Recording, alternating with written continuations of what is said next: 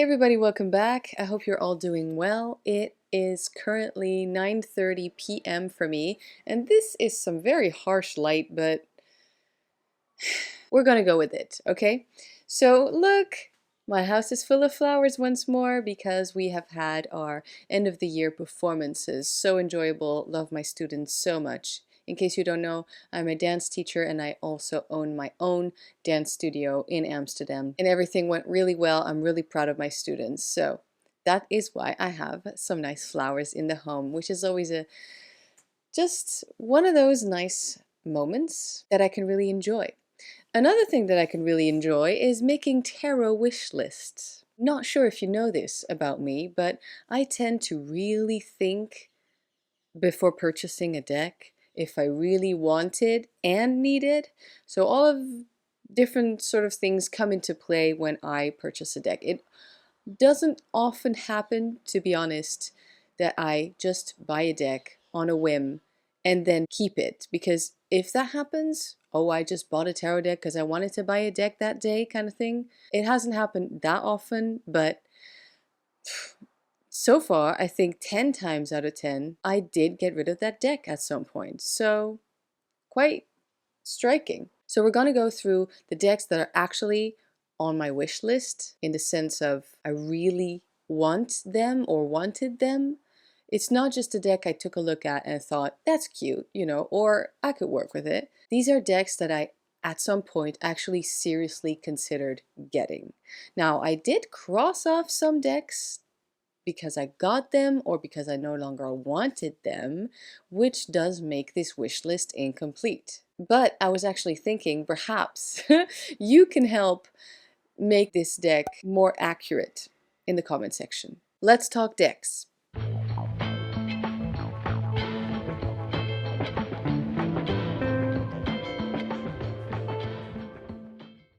We're gonna start with the first deck on my wish list. I'm not actually sure if it's still on my wish list. Let me explain.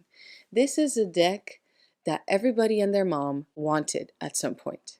It's the Greenwood Tarot. Of course, the Greenwood Tarot. Everybody was looking for that deck at some point. It had these rumors of coming back in print, and then those rumors were actually more than just rumors. They officially announced that it was coming back in print, and some people didn't agree because of the artist and she's no longer into tarot, and I don't know, but the official, I think the printers maybe or the publishers wanted to get it out into the world once more, and we were all quite happy about it, I thought. And then years passed by. Where is it? Where is our Greenwood Tarot second printing? I don't know. Let me tell you, it's not because the moment has passed that I'm thinking of maybe crossing this deck off of my list because I no longer want it. It's actually because I purchased the Wildwood Tarot. This is one of my older decks, and even though I haven't used it in some time, I did really bond with it. And this is the first printing of the deck, I believe, because it's the one with the glossy finish. And it's not a regular tarot deck. If this is your only deck, you're not going to be studying the regular tarot system, And it's very much history-based and folklore-based. So it's a very earthy deck. I just love that. I appreciate that. I feel that England and Holland, funnily enough, have similar feel in some ways, mostly because it just rains a lot, okay? Because the weather, it's just, people think it's small talk, but actually it really dictates a lot of your daily life, doesn't it? And so sometimes when it rains and it storms, I want to be inside and all warm and cozy and read with this deck. This is my ultimate rainy day cozy deck. Having said that, it has never been my style of artwork. It's just a little too cartoony, even though I would say it's nice, you know. I really like the the world immersion that you get, and then the use of light. I like it.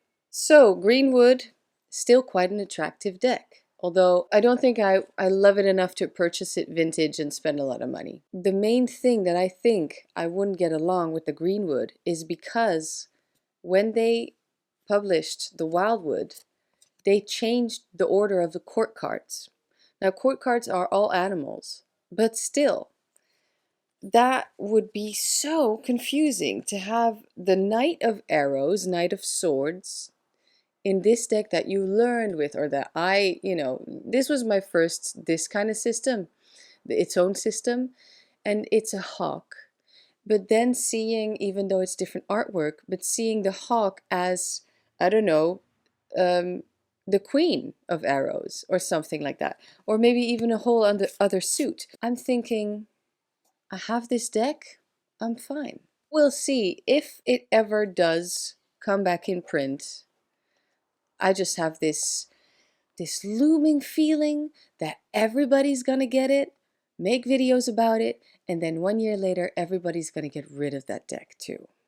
I'm sorry. Ooh, that sounded maybe a little bit hateful or something towards the creators. That's not what I meant. I just meant it's been hyped up 10 years ago, you know what I mean? And then it's no longer hyped up, but it might still come back. I don't know. I haven't been keeping up with it. And then, of course, everybody's gonna still go for it, I have a feeling. So that was a long one. The second deck on my wish list is the Holler Tarot. Now, I don't have anything to show you with this deck because I don't have the equivalent of this deck, you might say. What I really liked about this deck, and I'm still kind of sad I missed out on it when it came out, is the color palette, quite amazing, the different views on the cards, and I just liked the renaming of the courts and renaming of some, it felt like this modern, really intriguing deck that I think I would enjoy and a lot of my friends would enjoy too. Because it's a weird, quirky, almost punk kind of thing. To be honest, I'm not sure if I would purchase it now. It's weird to say. It's just because the collection is growing, you know what I mean? And it's changing, it's evolving. So the deck, I'm still attracted to it. But now I have such a solidified almost way of reading the cards, and also I have different interests really, that having a deck like that might be a little bit of overkill at the moment, if you know what I mean. But that still means if I had bought the deck back in the day, pretty sure I would still own it. So I want to know of the people who have the Holler Tarot, which was, I think, maybe one of the first indie decks, if I'm correct. Do you still read with it? How does it, do you still own it? What do you do with it? Or is it just gathering dust on the shelf? Third deck, Hoi Polloi. Oh boy, I sure do have something to show you. My friend and client sent me this in this video. Absolutely still over the moon with this. It's so bloody amazing. I love 70s style decks, the 70s feel. This one is actually from the 70s, 72. The colors, the style, even the shitty cardstock, it's bloody beautiful, I'm telling you. So this was on my wish list, not because I didn't have enough Rider-Waite-Smith decks. No, this was on my wish list because it's me, honestly. It's so funny that the Centennial Rider-Waite-Smith deck still is my favorite. It feels like the basic one. Actually, no, I said that wrong. It looks like the basic one. It feels like, oh, it's giving me so much readings with the Rider-Waite-Smith. It's so good. That was the only deck I brought to the Fendi Tarot event for their new astrology collection when I was hired to be the tarot reader for the day. Just so you know. Nothing fancy. No, no, no. Anna here just brought her client deck, the Centennial Tarot deck. This one I adore. The reason it is not my favorite deck, favorite Rider-Waite-Smith deck to read with, is because it's stripped back a little bit. I love, as I said, the style, the colors, the feel of it. Even the smell, it smells like an old book. It's delicious. But it is more minimalistic than the regular Rider-Waite-Smith that has Pamela Coleman Smith's drawings, you know. I mean, it's just the background is always white, and the little details, like for instance, well, I'm not gonna look for it, but Nine of Pentacles, where we have the little snail in the corner, bottom corner. Well, we don't have that now, you know, it's gone. This detail is also gone in another wonderful vintage Rider-Waite-Smith, the Golden Rider. All of these decks, I just really love the system, and I was so meant to have this deck. I mean, I don't know. I don't know what to say.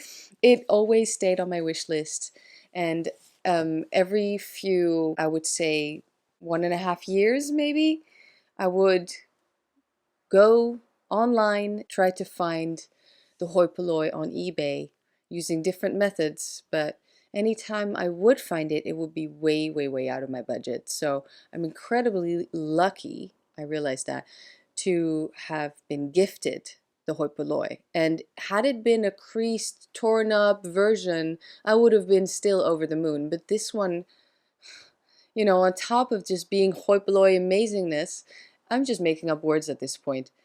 It is in perfect condition. On my wish list, on and off, Tabula Mundi Tarot. You know what? I don't want it. I don't want the deck. I think it's a wonderful Thoth clone. I hear the book is amazing, but nothing beats a real Thoth so far, in my opinion. I can't help it. Every time I think, you know, it's fun to switch it up with Rider-Waite-Smith. It's amazing to switch it up with Marseille. How do I switch it up with Thoth? Oh, just the big one or the green one or the small one or the golden one. It's never actual another artist. It's always Lady Frida Harris. So sometimes Thoth lovers, you know, as we do, we try to find a Thoth clone that is attractive and works almost as well. But even though it's a wonderful deck and I see people enjoying it, it's definitely a study deck, and so is Thoth, and I feel it's Thoth study and then another layer of Tabula Mundi. Like, stop it, it's too much, you know. Also, a little bit of a personal touch, even though I started off the video saying I'm a very proud dance teacher, I am proud of my students, I love what I do. I used to be a professional dancer, and even though I did love it for many, many years, I also hated it for many, many years. And so fellow dancers or ex-dancers like me will recognize that without a doubt. I have a terrible love-hate relationship with the dance world. And so having the dance aspect somehow in that deck, I just can't do it. I remember it's my card, actually, the adjustment card. It's not a dancer exactly, but it's ice dancer, ice skater. Even though I see the balancing act and the blade and the cutting through, I just don't like it. I don't know. I don't love to be reminded of somehow that aspect of my life when I do tarot. Maybe it's something I need to look into. I don't know. I've tried. Same with the reason I can't work with Moon Void. There's too many dancey cards. Or the Cosmic Tarot. Oh, it just... Also, Knowing Dance. Cosmic Tarot is the most 80s dance step looky thing I've ever seen. I have looked into getting Tarot of Bones. It's so interesting. The deck I got instead, years later, is the Ancient Mysteries Tarot deck. This is also, I think, oh, maybe Tarot of Bones is actually lovely.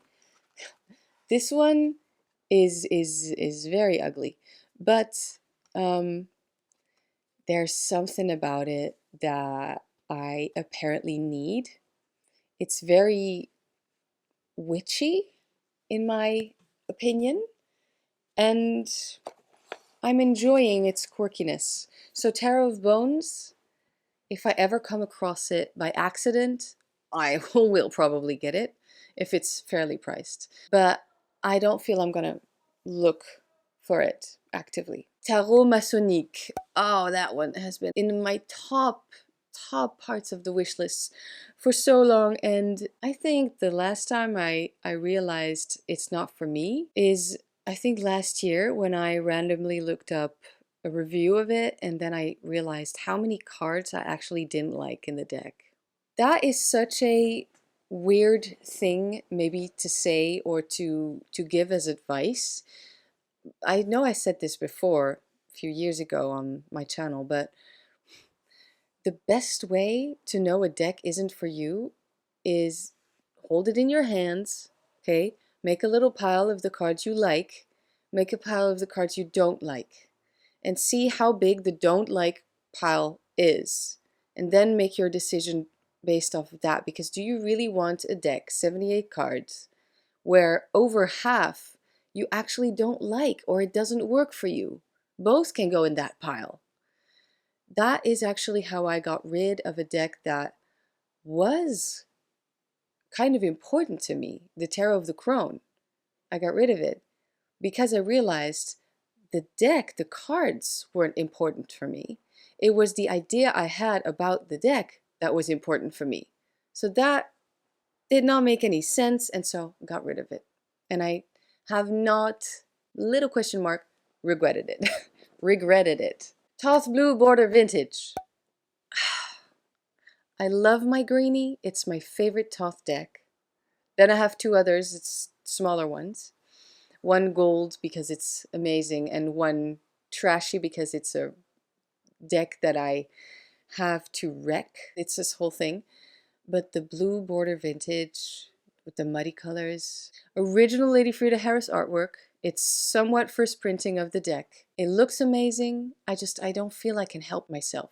If I ever come across it where I feel I can afford it, or I allow myself to purchase that for me, oh man, it's just one of those decks I feel I'm gonna own at some point, and I'm gonna enjoy it a lot. The Kazanlar was on my wish list, and I did get it. This one is back in print, isn't it? But then just differently. It's a beauty. I still don't read with it often because it is quite confusing. It's a very different system. But the cards are so beautiful, and I feel that there is something that I recognize about it. Why did I want this deck? Well, the beautiful artwork, honestly. And now that I own it, I also know that I fell in love with the whole idea of it's an ecumenical tarot deck, as Emile Kazanlar explains in his little book. It basically means that, you know, any religion, any faith, any form of spirituality, I should say, is God. And so it's a very, very beautiful, just spiritual deck. It is beautiful. It really is nice to just look at, even to just flip through. The Anima Antiqua, that was on my wish list. Thanks again to the viewer who sent this to me. So sweet. The reason I wanted this deck as my pure Marseille is because it looks old and it looks written on, and it's not perfect, meaning it's probably the furthest away from computer art, which we often see in modern Marseilles, where they use a computer to restore the art. I don't even know what this is called right now. It's just a little bit colored outside of the lines. It looks handmade, you know, and it looks tea stained, and it's all fake. It's just probably a really good scan of an old Marseille which is not restored. That's what I'm trying to say. Sometimes, and some people love them, but I don't really. Sometimes when a traditional Marseille is restored, they take it a step too far, where it just looks like it was made by a computer. The other deck that has been on my wish list for a very long time is my almost newest deck, the Terrestrial Tarot. I just pulled this card the other day. Guys, this is just one of those decks, you know, that works for a specific kind of people. I love it. I can read with this. I understand the language that this deck is sharing with me. Just watch my review on this deck, or yeah, it's unboxing. Is it? At this point, I don't even remember. It's a little too late now. All I can say is it was on my wish list, and now it's here. Wonderful. I got this in a trade. I traded in my vintage Bosch tarot. That was a gift, by the way, for this wonderful, just 90s ugly porcupine beauty. And I made the worst pouch for it, but it's part of the family. It's just part of the family. And I knew it, and it worked immediately. What can I say? Last deck that is on my wish list, but now I'm not sure. I put it on my wish list in 2023, the Millennial Tarot, which is not at all what I'm usually looking for in a tarot deck. It's just that I missed out on Slow Holler, and somehow I feel that the Millennial Tarot, me being a millennial, I'm 35 years old, is a modern deck that does it right. So I don't tend to use a lot of slang and stuff, but I know what it means, usually. I think I don't have a lot of modern decks, meaning decks that aren't reproductions and stuff like that, or meant to look older, or meant to look more like a classic. This, I think, could very well be a modern classic. Yeah, I'm not sure on all the pastel tones and all the white and all the light, but I don't know. I have this feeling that it might be good. I am going back and forth thinking, am I actually going to use it if I get it? So that's why I haven't gotten it yet, but I wouldn't pass it up, you know, if the opportunity presents itself somehow. So yeah, I'm gonna leave it at this. This was my wish list, and as you can see, a lot of the decks I got, so I'm really happy. And I'm actually excited also to share with you the decks that I wanted to cull and did or did not, and then in both cases, why. Because I think that is also a good topic to talk about decks, just a list of decks, all of which you used to own, but then don't anymore, and then explain your reasoning why. As a person who is very passionate about tarot, I also am excited about the idea of, or no, not just the idea, the actual thing, excited about having a curated collection, even though, as you can see, it is growing and expanding and, you know, exploring weird little nooks and crannies. But I'm enjoying myself, and it's nice, and I do feel I'm getting, you know, the good things from the tarot practice, even though every few months a new deck gets the main part in this whole theater piece. So I'm going to leave you here. If you enjoyed this video, don't leave yet, because I'm going to link a video in the screen very soon that I think you're going to love as well. Help me out with a like if you want to, and a comment, of course, definitely, because I want to hear from you. If you feel like doing a VR to this one or the next one, I'm open to seeing that. And that's it. Thanks, everybody. You have a wonderful weekend, okay? Bye.